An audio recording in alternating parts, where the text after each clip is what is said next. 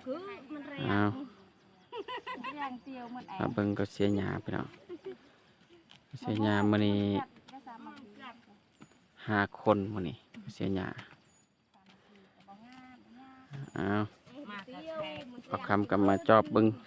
บอนก็เสียหญ้าพี่น้องเสียหญ้ายามเช้า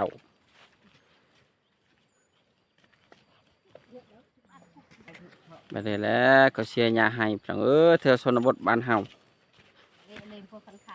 อ้าวปืนอากาศบ้านล้ำเป็นไงกันทีละมาไทยเฮ้กระจางกันเลยมันก็เสียหญ้า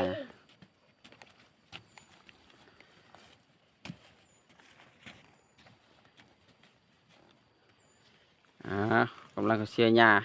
าให้เข้ากับขี้ลายพี่น้องนี่เข้ากับขี้ลายแต่ว่า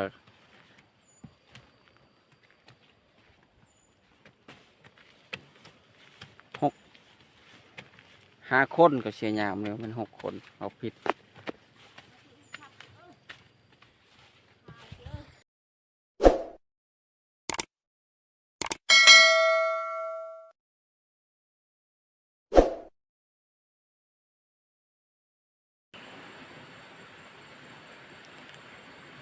เอาเปิดหูเปิดภาพมากับผมพอกับบ่าวคำสมัยส่วนบทสาแนวเป็นน้องเนาะสบายดีทางภาคลาวสวัสดีทางภาคไทยหรือว่าอยู่ในต่างประเทศยินดีต้อนรับพี่น้องที่เขา2บ่าวคำสมัยส่วนบทสาแนวน้องเนาะสบายดีFCทุกคนเด้อพี่น้องหรือว่าทางไทยหรือว่าทางลาวหรือว่าอยู่ในต่างประเทศยินดีต้อนรับพี่น้องเนาะมื้อนี้บ่าวคำกับภาคพี่ภาคน้องพี่น้องเนาะแบบชนบทบ้านเฮาพี่น้องเนาะเขาเสียหญ้าให้แถวชนบทบ้านเฮาพี่น้องเนาะและภาคพี่ภาคน้องไปชมกันเนาะแบบเสียหญ้าพี่น้องก็เสียหญ้าเอาแห้งกันเนาะแถวชนบทบ้านเฮาพี่น้องเนาะเอาว่าแล้วก็ไปชมเลยพี่น้องเนาะไปกันเลยพี่น้อง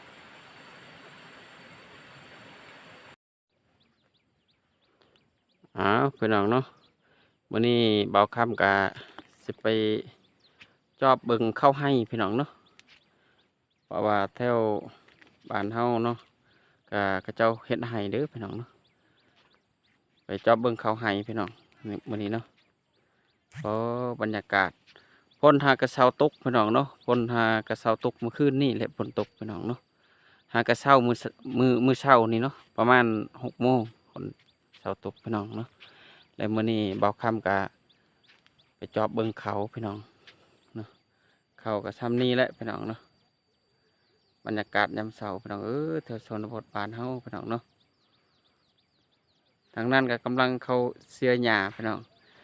เขากระเจ้าเสียหญ้าเนาะเสียหญ้าให้พี่น้องเนาะซ้ำนี่แหละเขาให้ปีนี้เนาะนี่เนาะนี่คือเขาให้พี่น้องเพราะว่ากระเจ้าเฮ็ดให้นะเขาเจ้าบ่ได้เฮ็ดนาอันนี้พี่น้องเนาะเพราะว่าดินนี่เฮ็ดนาบ่ได้พี่น้องบรรยากาศยามเช้าพี่น้องยังมืดเนาะฝนหากระเช้าตกพี่น้องเท่านี้เนาะฝนตกเกือบ4-5 มื้อแล้วพี่น้องแต่ฝนตกแต่กลางคืนเนาะกลางเว้นฝนไม่ตกพี่น้องเพราะว่าสบายเฮาเฮ็ดเวียกเฮ็ดงานเนาะพอตัวบรรยากาศยามเช้าพี่น้องท่านเนาะเขาให้ก็งามบอนงามเนาะแล้วก็บ่าวคำก็สิไป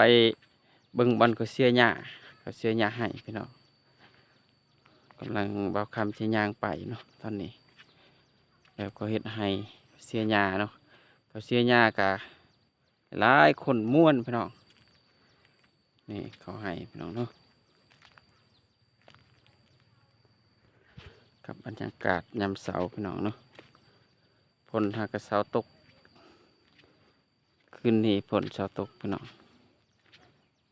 บรรยากาศกำลังเขาเสียหญ้า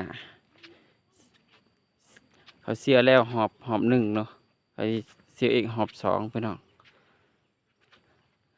เขา หลังเขาเสียหญ้าหลายคนทั้งนั้นบ่คำก็สิไปหาบอนเขาเจ้าเสียหญ้าตอนนี้แต่เลาะเบิ่งเขาก่อนเนาะกับบรรยากาศยามเช้าพี่น้องแบบนี้แหละเขาเฮ็ด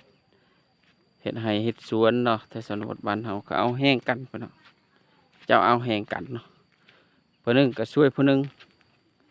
หนึ่งก็ช่วยผู้หนึงเนาะจากแล้วให้หนึ่งก็ไปให้ที่ช่องอีกเอาแห้งกันพี่น้องบรรยากาศยามเช้าทางนั้นก็เขาเจ้าปลูกไม้พริกพี่น้องมักสลีเนาะแต่เสียดายบ่มีหมักแตงบ่มีหมักแตงบรรยากาศยามเช้าบางคำกำลังย่างสิไปเบิ่งบอลเขาเสียหญ้าให้เนาะ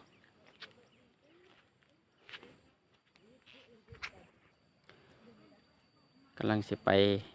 หาบอลเขาเสียหญ้าพี่น้องเขาเสียหญ้าเอาแหงกันเนาะหลายๆคนพี่น้องกับบรรยากาศคนหากระเช้าตกพี่น้องพอนำคุมบมนี่ขึ้นหลายเนาะเขากำลังเสียหญ้าบางคำกำลังสิไปหากระเจ้าแหละพี่น้องเสียหญ้าเนาะเอาแหงกันเสียหญ้าเอาแหงกันเสียหญ้าให้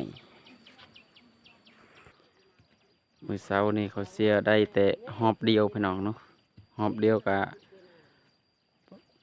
เขาเสียหญ้ากับไว้พี่น้องเพราะว่ากระเจ้าเคยเสียหญ้าเนาะนี่ก็เขาเอาแต่ถึงลงมาลุมหลังเขาเสียหญ้าพี่น้องพอคำก็ไปเบิ่งบอลเขาเสียหญ้าเขาเสียหญ้าให้ตอนนี้หลังเสียหญ้าให้ แต่ไปให้ไปเชื่อไงนี่